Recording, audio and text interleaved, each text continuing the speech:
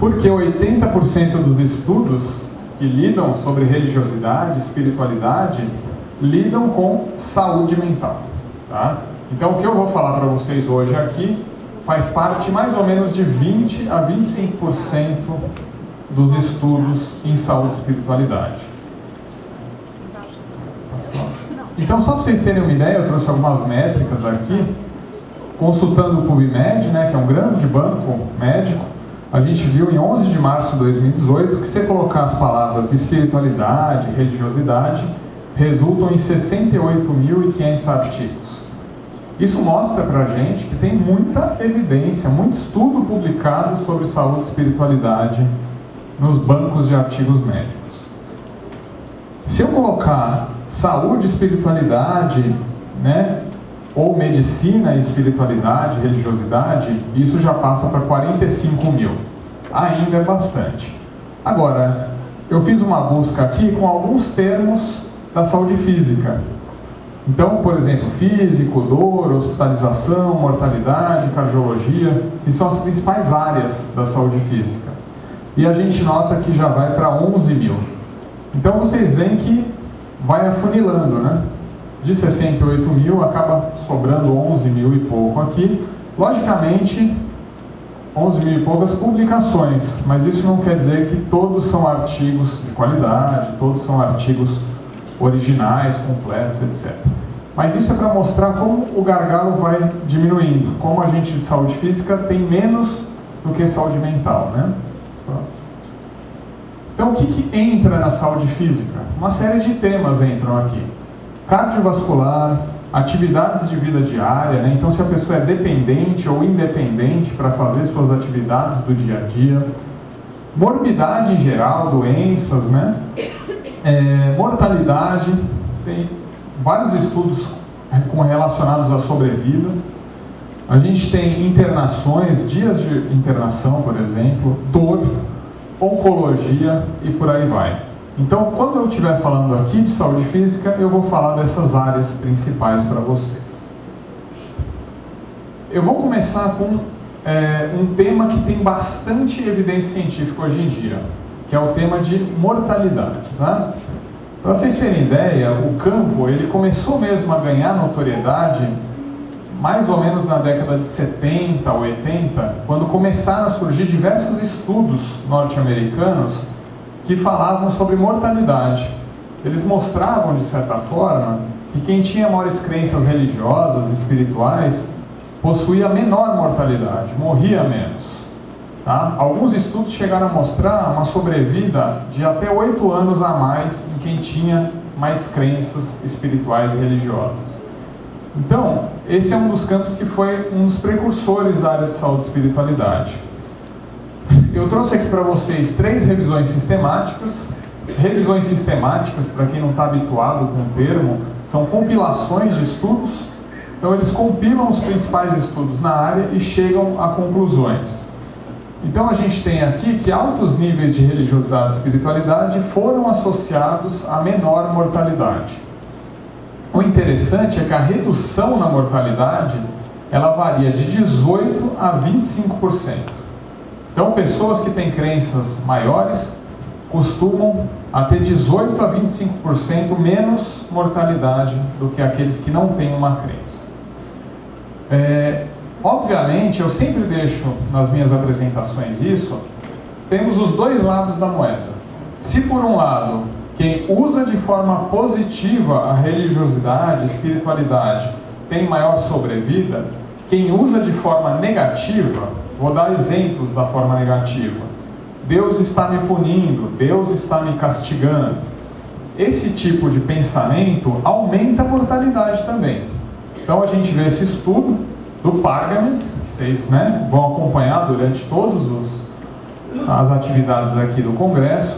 Ele publicou um estudo que mostra que quem tem conflitos religiosos tem 6% a mais de mortalidade.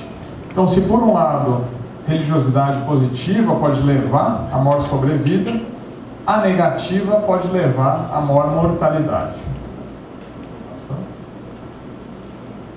Uma outra área, então, de mortalidade a gente tem evidências muito boas. Vocês viram, 3 regiões temáticas, já um campo bastante estudado, tá? Então, hoje em dia as evidências para a mortalidade são boas. Na saúde física a gente tem esse estudo europeu com quase 17 mil participantes, que avaliou fatores de risco para doenças crônicas. O que eles viram? A alta frequência de reza e o fato de ter recebido educação religiosa estiveram associados a menor número de fatores de risco para doenças crônicas. Então eles viram que quem tinha maiores crenças fumava menos, fazia mais atividade física, usava menos álcool, tá? Tinha menos sobrepeso. Então eles começaram a pensar que, bom, provavelmente, se ele tem menos fatores de risco para doenças, ele vai ter menos morbidade futura, ele vai ser mais saudável. Então esse estudo ele começou a ver isso, ele começou a pensar um pouco que talvez o fato de uma pessoa ter mais crenças poderia levar ele a ter menos fatores de risco para doenças. AVDs, que são atividades de vida diária, como eu falei, o fato de alguém fazer atividades do dia a dia, se ele é capaz ou não de fazer as atividades do dia a dia. Esse é um estudo longitudinal americano, com 2.500 pessoas. Eles viram que a frequência religiosa regular, lá no baseline, que a gente fala, no momento zero, né, teve redução em 30% na chance de desenvolver dificuldades para realizar as atividades de vida diária depois de 7 anos. Ou seja, o fato de uma pessoa ter uma crença religiosa maior, né, no início, no tempo zero, depois de 7 anos, ela desenvolvia menos problemas para fazer suas atividades de vida diária. Tem um outro estudo americano, transversal, de quase 1.500 pacientes, né? Também a frequência religiosa esteve associada com menores limitações, então eles eram menos dependentes do que os pacientes que tinham menores crenças. Então, em geral, as revisões têm mostrado, dos estudos, que está associado a melhores desfechos cardiovasculares. Esse é um estudo americano com quase 10 mil participantes. A gente tem que a religiosidade intrínseca ela esteve associada a menores níveis de hipertensão. Tá? Então, a pessoa que tinha muitas crenças tinha menos hipertensão, tinha menores níveis de pressão arterial. Esse é outro estudo, um estudo clássico que usou esse banco gigante americano, que é o NHANES 3. E quando a gente faz um tratamento, por exemplo, para colesterol, quando a gente dá uma estatina para o colesterol, a gente usa dados desse estudo, para vocês verem como o NHANES 3 é um estudo importante do ponto de vista médico. E eles utilizaram esse banco de dados para ver se tinha associação entre frequência religiosa e níveis pressóricos. O que ele viu foi que frequência religiosa esteve associada a menor pressão arterial sistólica. Da mesma forma, outro estudo mostrando que idosos que tinham mais espiritualidade reportavam menos hipertensão que os demais. Então, mostrando que talvez um dos responsáveis pelo desfecho cardiovascular seja menor prevalência de hipertensão. Esse é um slide de um estudo do Harold Koenig. Tá? O Harold Koenig atualmente é o maior pesquisador na área de saúde e espiritualidade, ele é da Duke University. Então, quem estuda a área, estuda muito, né, os trabalhos, vê muitos trabalhos do Harold Koenig. Ele mostra aqui que quem tem menos frequência religiosa ou reza menos, ele tem maiores níveis pressóricos do que quem tem alta frequência religiosa e reza mais. Então vocês veem aqui, ó, a diferença de níveis pressóricos com aí um P menor que 0,001. Tá? Então esse é um gráfico que mostra exatamente essa dependência. Ó. Quanto mais você vai, né, quanto maior a religiosidade você tem, menores níveis pressóricos você vai ter. Tem um estudo bastante interessante, é um dos poucos estudos que a gente tem nessa área que eles avaliaram progressão da doença coronariana por meio de cateterismo, tá? Então eles viram que maiores níveis de bem-estar espiritual tiveram menor progressão da doença coronariana após 4 anos de estudo. Também tentando mostrar essa correlação entre religiosidade, espiritualidade e desfechos cardiovasculares. Ainda em desfechos cardiovasculares, aqui é um compilado de estudos em cirurgias cardíacas.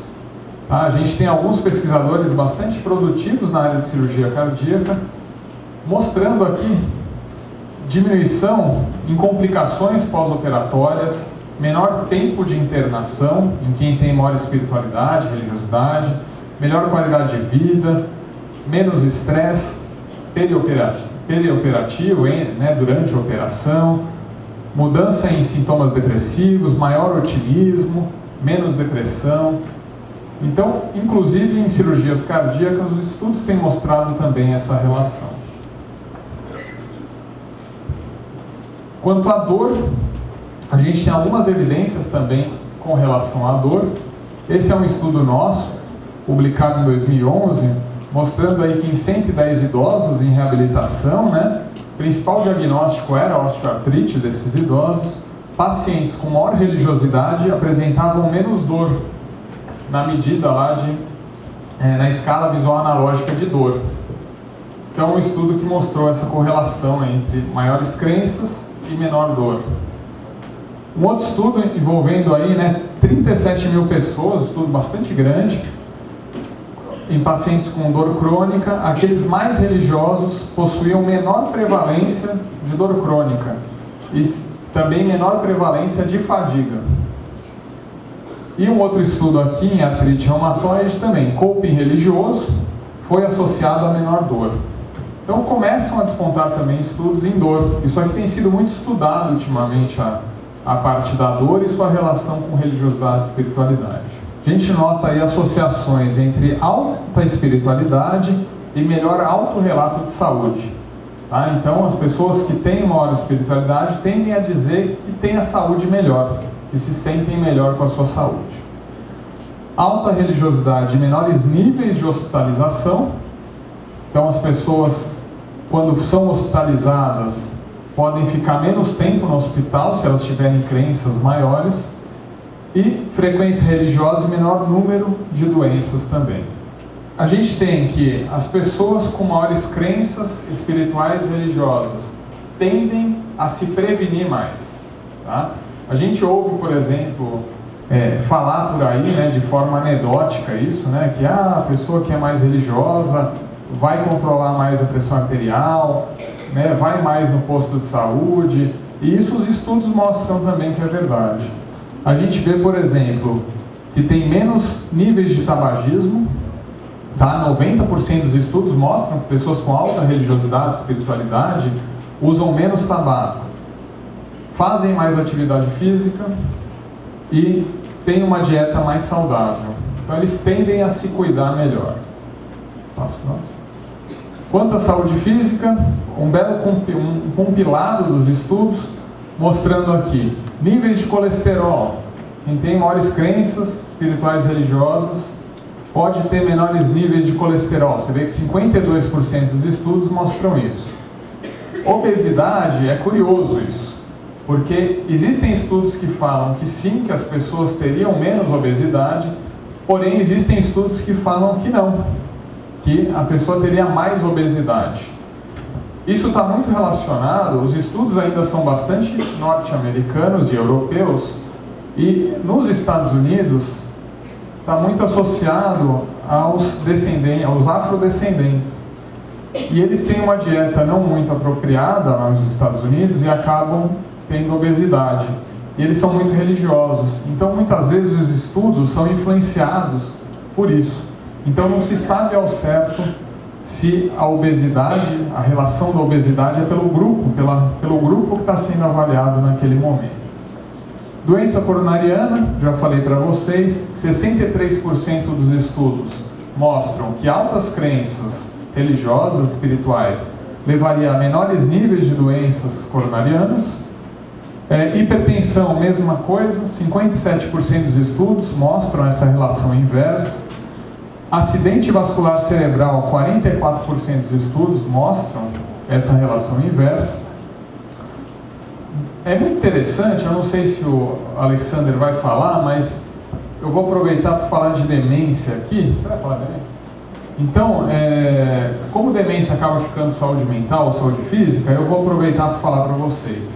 Existem alguns estudos muito interessantes com progressão de demência, mostrando que quem tem níveis maiores de saúde e espiritualidade progride de forma mais lenta na doença de Alzheimer, progride de forma mais lenta em outros tipos de demência. Existem, inclusive, vários estudos grandes, com 3.000 pessoas, 2.000 pessoas, publicados em revistas como Neurology, que é a principal revista de neurologia no mundo, mostrando essa associação. Existe, inclusive, uma revisão sistemática recente publicada aqui, mostrando exatamente isso, que quem tem maior religiosidade e espiritualidade evolui de forma mais lenta na demência. E a gente vê aqui nos estudos, 48% tem relação inversa, tá? Ou seja, essa relação que eu falei. Melhores desfechos de cirurgia cardíaca, que eu já falei também, em geral tendem a ter melhor desfecho. Mortalidade, que também já mencionei bastante, né? Relação inversa. E em pacientes oncológicos tem melhor saúde física também. Então, de novo, quando é usado de forma apropriada a religiosidade, né?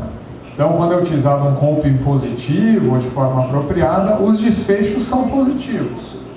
E na grande maioria das vezes, a religiosidade e espiritualidade, ela é utilizada de forma positiva, tá? Porém, se vocês perceberem em todas essas relações aqui, a gente vai ver que também tem o contrário, ó, relação direta. O que quer dizer aqui? Ó? Vamos pegar por exemplo, mortalidade. Ó. 68% tem relação inversa. Ou seja, pessoas com maior nível de religiosidade, espiritualidade, possuem menos mortalidade. Porém, a gente vê que 5% dos estudos aqui, eles mostram o contrário. Eles mostram que pessoas com alta religiosidade e espiritualidade morrem mais. Isso exatamente é o uso da religiosidade e espiritualidade. Se for usado de forma negativa, tá? Punições, castigos, sofrimento, pode levar a maior mortalidade, pode levar a pior desfecho cardiovascular, né? Pode levar a pior saúde mental. Então, os dois lados da moeda são importantes. Então, na ciência como um todo, já tem bastante estudos corroborando com isso que eu falei, mostrando, né, que a espiritualidade influencia muito na saúde do paciente. Por isso que a gente está aqui hoje no Congresso de Saúde e Espiritualidade, por isso que a gente acredita que seja importante abordar isso na prática clínica. Mas quais são os mecanismos para isso? Como será que a espiritualidade, a religiosidade influenciaria na saúde física do paciente? Esse é um esquema que é publicado no Handbook of Religion and Health de 2001, tá? Ele traz para a gente a ideia do Harold Koenig de como isso funciona, de quais seriam os mecanismos para essa relação. Então a gente tem aqui a religião, mas eu poderia colocar aqui religião / espiritualidade, e ele acredita aqui que isso influencia o suporte social. A gente sabe que grupos religiosos costumam ter um suporte social maior, influenciaria a saúde mental do indivíduo e influenciaria os comportamentos em relação à saúde desse indivíduo, que é aquilo que eu falei: fuma menos, usa menos álcool, se cuida mais, faz mais rastreio para doenças, né? Enfim, vai mais no posto de saúde, vai mais no médico. Então tudo isso são comportamentos em relação à saúde. Isso influenciaria os hormônios do estresse, o sistema imunológico, o sistema nervoso autonômico, a aderência a tratamentos, né, e detecção de doenças, e aos comportamentos de risco, né? Então, tabagismo, etilismo, uso de drogas, etc. E, por meio disso, levaria aos desfechos em saúde física que a gente vê hoje em dia, né? Coronariano, hipertensão, AVC, etc. Então, na ideia do Harold Koenig, no modelo teórico que ele usa aqui, é assim que isso funciona. Tá?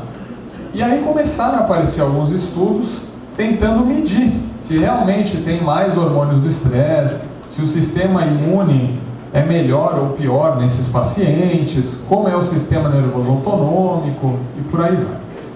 Passo próximo.